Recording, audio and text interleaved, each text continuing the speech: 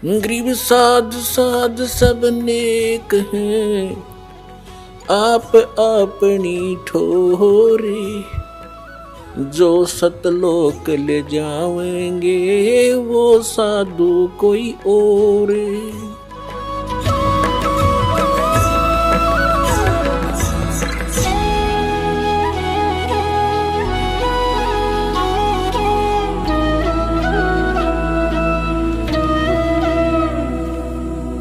भगत की कैसी मर्यादा है।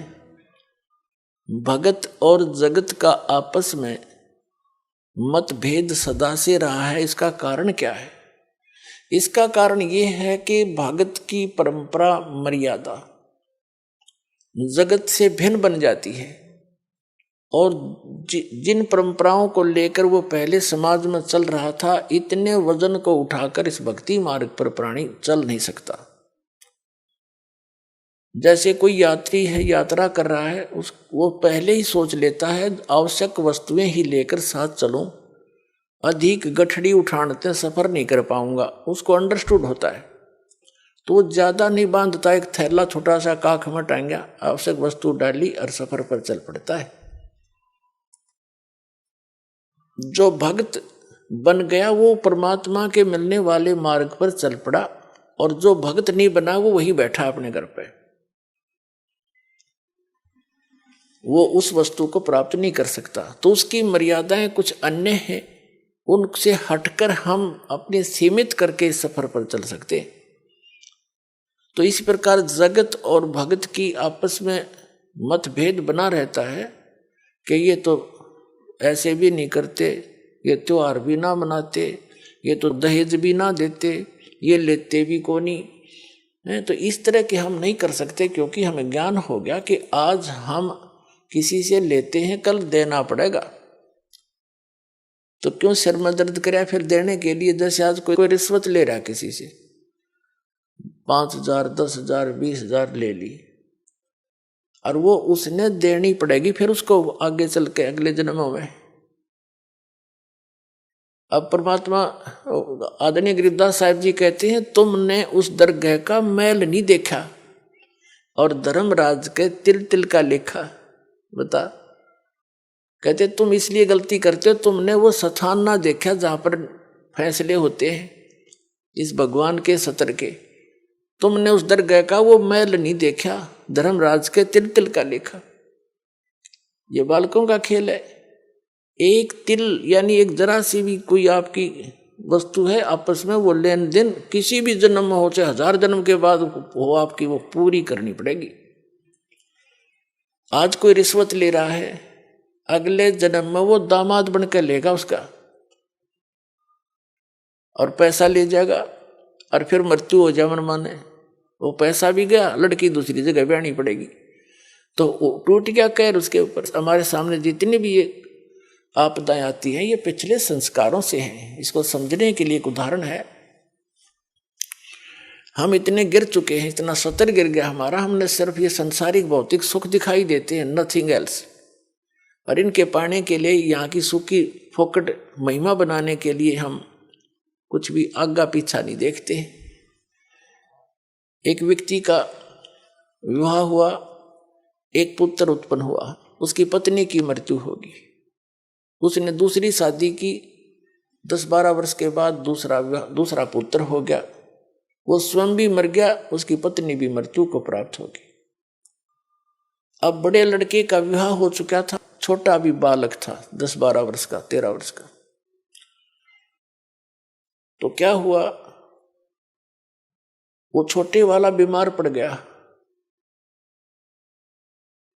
बीमार हो गया तो उन्होंने कुछ थोड़ा बहुत ट्रीटमेंट करवाया, फिर किसी ने बताया कि इसको वहां ले जाओ, हफ्ता 10 दिन वहां रखना पड़ेगा, कितने पैसे लगेंगे, 500 रुपये का खर्चा होगा। उस समय 500 रुपये आज के 5 लाख से भी ज्यादा समझ लो।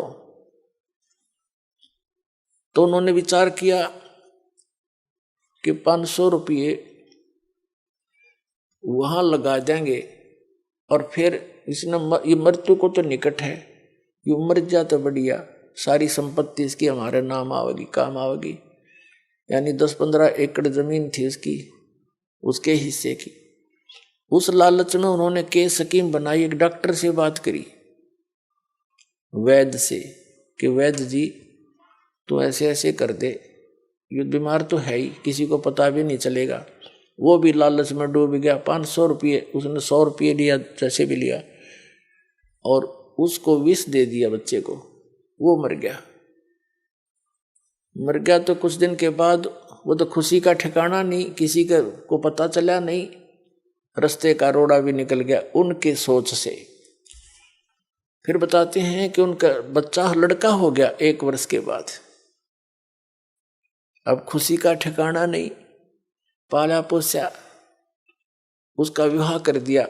16 जल्दी विवाह कर देते थे तो 12-13 वर्ष के का, 15-16 वर्ष का जब वो लड़का हो गया, बीमार हो गया, संतान कोई थी नहीं, इतना बीमार हो गया कि अपने पुत्र को उन्होंने जहां भी जिसने बताया, झाड़ फूक करने वाला या कोई वैद्य डॉक्टर, सब जगह ले गए। वो जमीन भी बेच दी, आधे से भी अधिक, और उसको कोई आराम होने का नाम नहीं। एक दिन वो उसका पिता बैठा, लड़का लेटा हुआ चारपाई पर, कति अस्थि पिंजर शेष था। तब उस लड़के ने कहा कि भाई साहब, अपने पिता की तरफ मुंह करके कहा, भाई साहब। अब उसने सोचा तो कति इसकी बुद्धि भी खत्म हो ली, मुझे भाई कहने लग गया। कहा कि भाई साहब मेरी लकड़ियों की व्यवस्था कर ले और एक कफन तैयार कर ले। वो कहता है बेटा मैं तेरा बाप हूं, मैं तेरा पिता हूं, भाई नहीं हूं। बोला नहीं तो मेरा भाई है। अरे सुन ले राम कहानी, मैं तेरा वही भाई हूं जिसको तूने विष देकर मारा था। और किस लालच में कि यह संपत्ति तेरे नाम हो जाएगी। यह संपत्ति भी मेरी आली सारी तूने बेच बेच के मेरे ट्रीटमेंट पर लगा दी है। अब केवल तेरा मेरा हिसाब एक कफन और लकड़ियां का रह रहा कर ले तैयार। तब उसकी वह बुद्धि के सक्रिय खुल गए। अगर सचमुच मैंने तो नाश करया, भाई मारा और संपत्ति भी गई।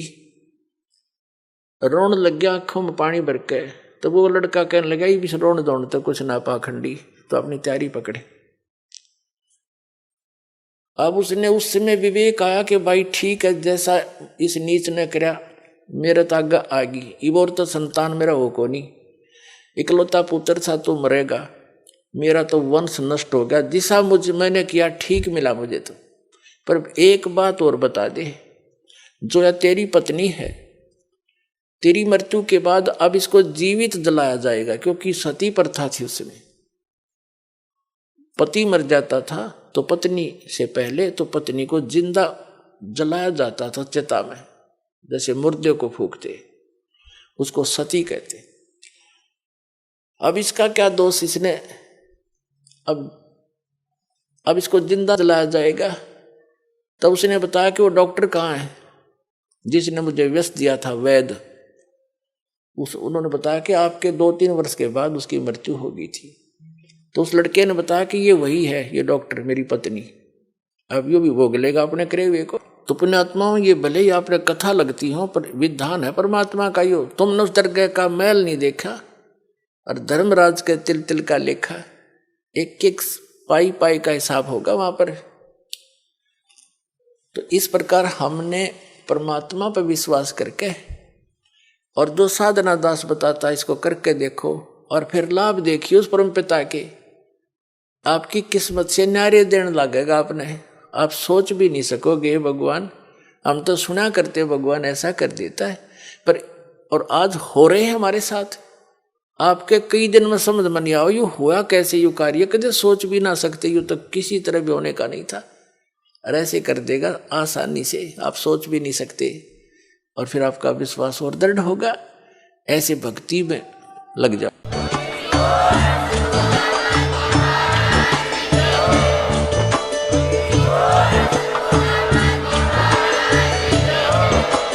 आप सुन रहे थे जगत गुरु तत्वदर्शी संत रामपाल जी महाराज जी के मंगल प्रवचन। अधिक जानकारी के लिए विजिट कीजिए हमारी वेबसाइट www.jagatgururampalji.org। संत रामपाल जी महाराज जी के शुभ आशीर्वाद से पूरे विश्व भर में 500 से भी ज्यादा नाम दीक्षा केंद्र हैं, जिन पर संत रामपाल जी महाराज जी द्वारा ऑनलाइन निशुल्क नाम दीक्षा दी जा रही है। अपने नजदीकी नाम दीक्षा केंद्र का पता करने के लिए संपर्क करें 8222880541।